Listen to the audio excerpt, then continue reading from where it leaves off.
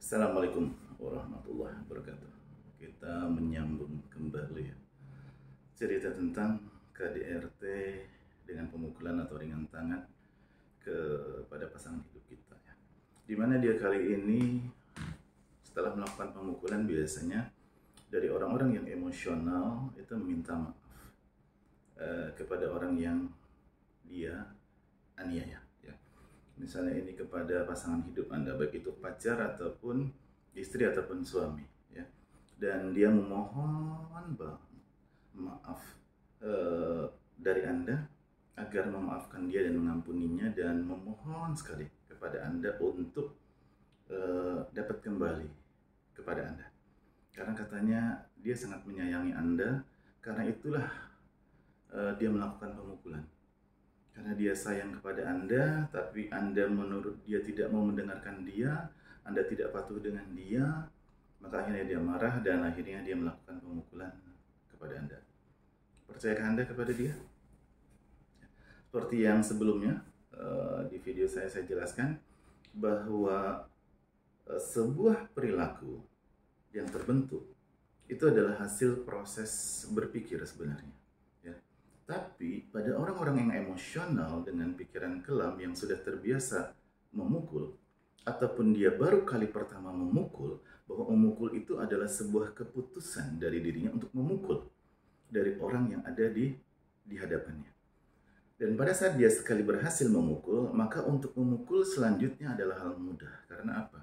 Karena data itu sudah menjadi memori yang kuat di dalam proses berpikirnya, di dalam otaknya. Karena pada saat dia melakukan proses pemukulan, maka sinap pembentuk memori proses pemukulan itu menjadi semakin kuat. Maka data itu menjadi data mutlak di dalam otaknya. Apabila dia marah, ya, dan dia tidak mampu menahan amarahnya, maka proses untuk melakukan tonjokan atau pukulan itu akan langsung terjadi begitu saja. Seperti yang disebutkan kemarin, yang disebut dengan autopilot, keotomatisan, atau istilahnya adalah refleks. Kalau orang lain bilang itulah alam bawah sadar. Saya tidak mengatakan seperti itu, karena sebenarnya bahasa itu tidak begitu jelas buat saya. Saya lebih cenderung mengatakan itu memori, dan menjadi gerak aktif yang saya sebut dengan refleks tersebut. Dan itu adalah perilaku yang menjadi habit dari seseorang. Nah, pada saat dia meminta maaf, dan ini banyak sekali kejadian yang seperti ini. Begitu dia melakukan pemukulan, muka orang sudah hancur dan lain sebagainya, dia meminta maaf. Dan keberhasilan atau alasan dia meminta maaf karena keberhasilan dia yang sebelumnya. Apa keberhasilannya?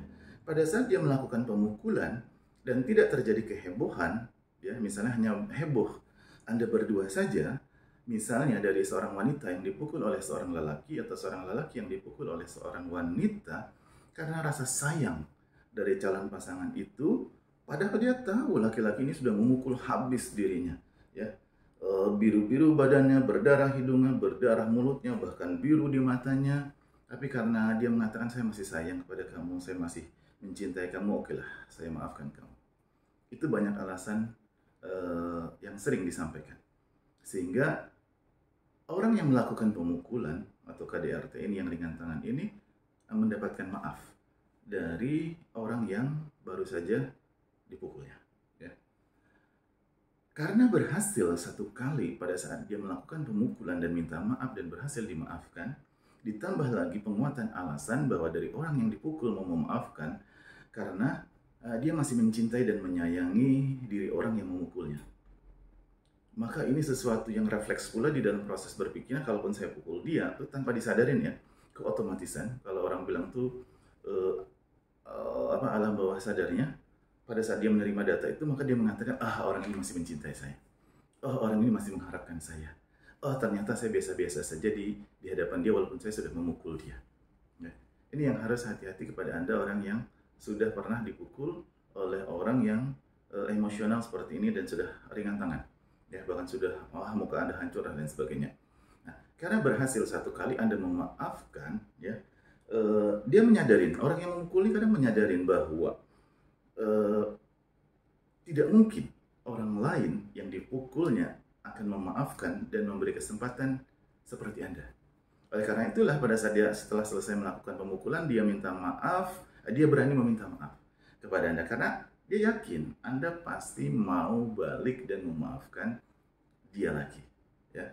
Nah, harus Anda sadari, ya, Anda yang biasa dipukulin seperti ini, baik laki-laki atau perempuan, bahwa karakter otomatik memukul ini akan terus berulang dan berulang. Seperti yang saya sudah sebutkan tadi, dia tidak dapat menahan pada saat dia marah untuk memukul, dan dia tahu pada saat Anda dia dipukulin sama dia, Anda pasti memaafkan dia karena dia pun tahu Anda memaafkan karena apa? Anda masih sangat menyayangi dan mencintai dia. Ditambah kadang-kadang Anda setelah dipukul dia sangat mengharapkan orang yang memukul Anda. Ya. Oh, ini kelemahan yang amat sangat lemah yang menjadi kunci buat orang yang melakukan pemukulan, ya, untuk dapat terus melakukan pemukulan kepada Anda karena tahu kelemahan Anda sangat mengharapkan dia. Ya. Tapi kalau memang Anda yakin, merasa nyaman, merasa enak, merasa biasa saja, ataupun misalnya setelah dipukulin Anda marah, tapi setelah itu Anda merasa dapat memaafkan orang itu, ya monggo, itu pilihan Anda. Ya.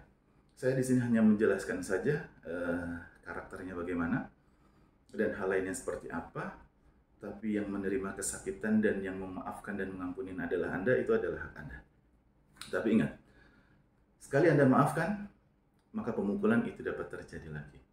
Anda maafkan, pemukulan itu terjadi lagi. Tapi apakah pemukulan ini akan terus dapat Anda maafkan? Dari banyak kasus yang saya dapatkan, tidak. Ternyata pada ujung akhirnya Anda pun menyesali. Pada saat Anda menyesal, Anda mengatakan apa? Ya, saya tuh sebenarnya memaafkan dia karena berharap dia setelah memukul saya, dia menyesali apa yang pernah dilakukannya, sehingga saya memaafkan dia. Nah, sehingga dia tidak lagi melakukan pemukulan itu. Tidak, ya. Ini karakter. Bukan masalah refleks terpukul.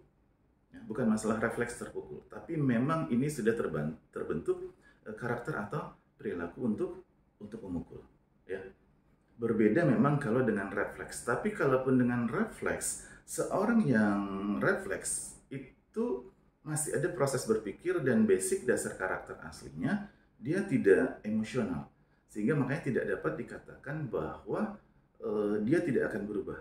Dia insya Allah dapat berubah. Tapi yang namanya refleks memukul, tetaplah kalau memukul berarti pribadi orang yang memukul itu adalah orang yang emosional, temperamental.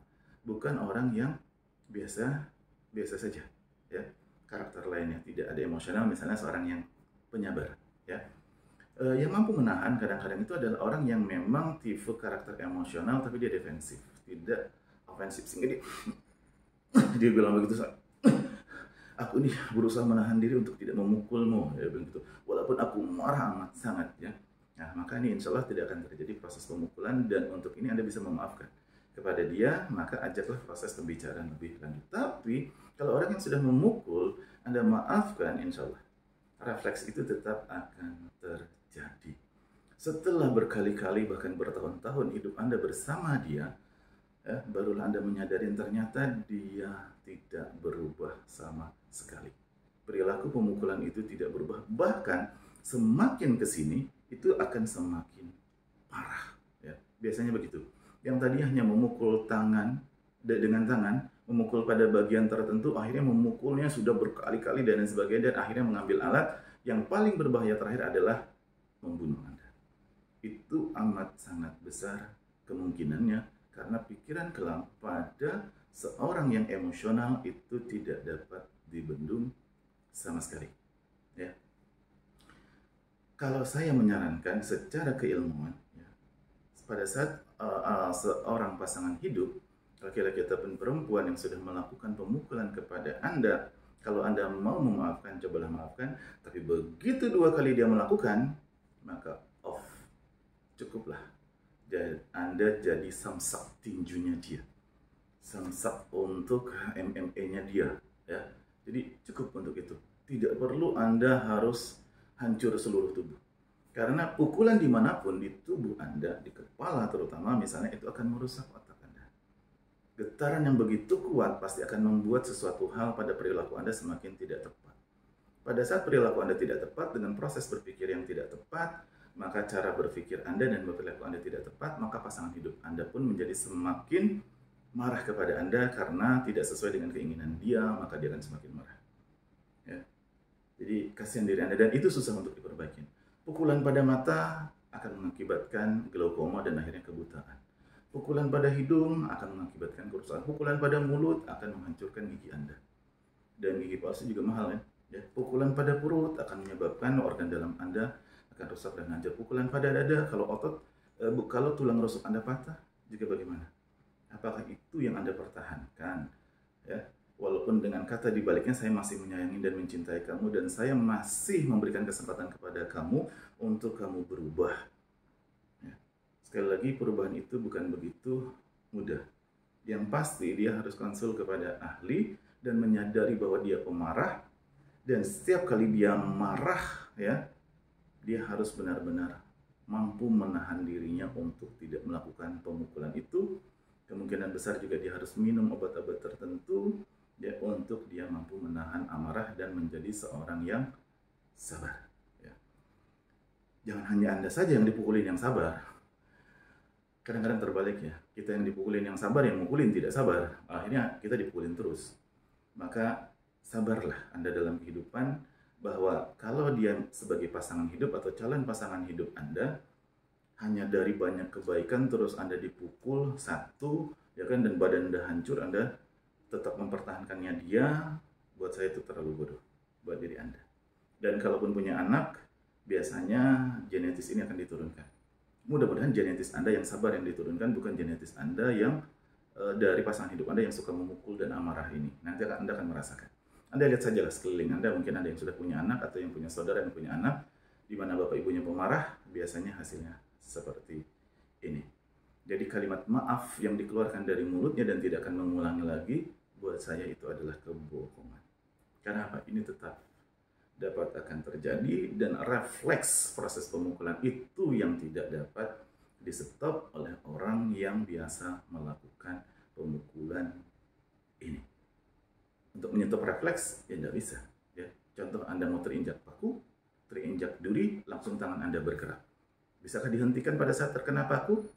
Maka itu maka itu luka dulu, baru Anda paku ternyata, duri. Tapi kaki Anda berlubang dulu dengan darah yang banyak mengucur. Anda kena duri, robek dulu, baru Anda menyadari.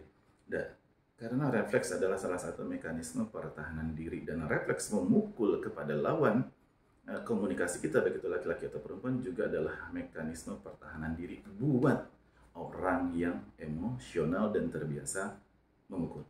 Demikian kali ini video dari saya. Kalau ada pertanyaan, silahkan tulis di kolom komentar. Anda bisa juga kirim ke email saya ya, atau ke direct message ke Instagram saya. Kita ketemu lagi di video saya selanjutnya. Terima kasih. Assalamualaikum warahmatullahi wabarakatuh.